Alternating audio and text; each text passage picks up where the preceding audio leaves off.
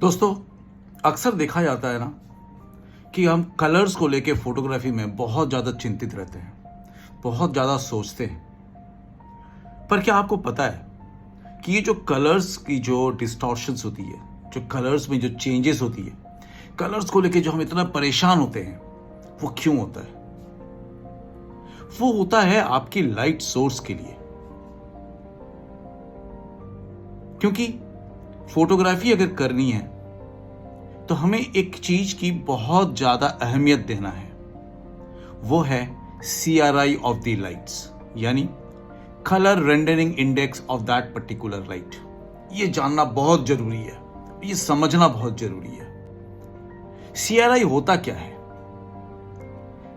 अगर आप सोचोगे, अगर आप एक नॉर्मल लैंग्वेज में अगर समझना है या नॉर्मली समझना है, तो हमारे पास दो लाइट सोर्सेस हैं। एक नेचुरल लाइट सोर्स है जो कि सनलाइट है, और एक आर्टिफिशियल लाइट सोर्स है जो कि कुछ भी हो सकता है। वो आपकी बल्ब्स हो सकते हैं, वो आपके CFL लैंप्स हो सकते हैं, वो आपके LED लाइट्स हो सकते हैं, वो आपके स्टूडियो लाइट सिस्टम्स हो सकते हैं, कुछ भी हो सकता है। अब नेचुरल सोर्स में अगर आप एक एप्पल को लेते हो और उस एप्पल की कलर्स को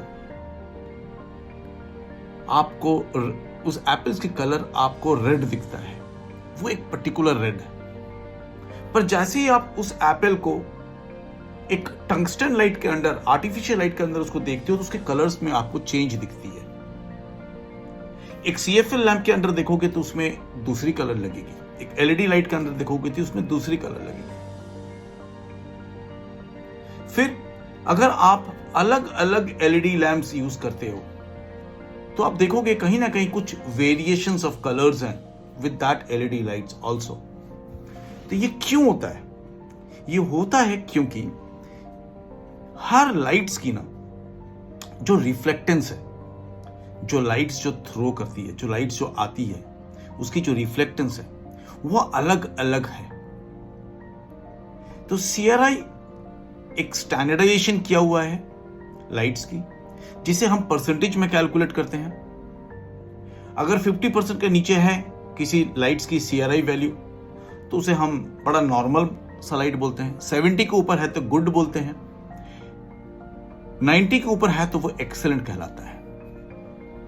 इसका मतलब यह है कि जो भी लाइट CRI वैल्यू 90% से अबोव है, यानी 100% की आसपास, तो आप जो कलर्स, कोई एक पर्टिकुलर सब्सटेंस की, पकड़ लो एप्पल की, जैसा कलर्स आपको नेचुरल लाइट्स में दिख रहा था, प्राय वैसा ही कलर आपको आर्टिफिशियल लाइट्स में भी दिखेगा।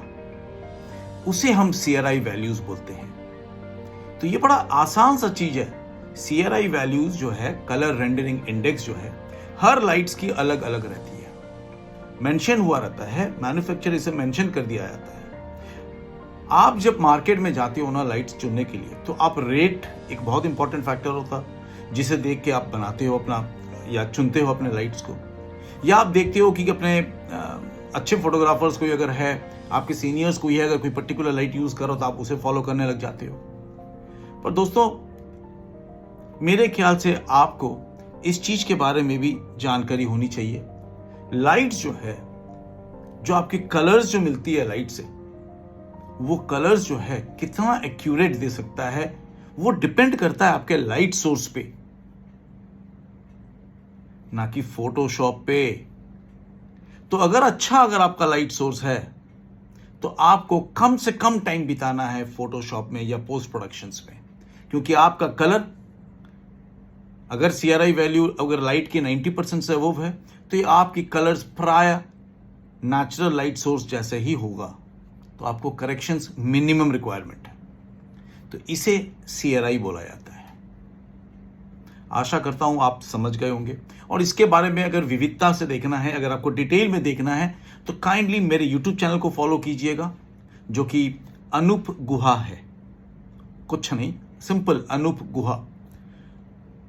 थैंक यू सो मच दोस्तों।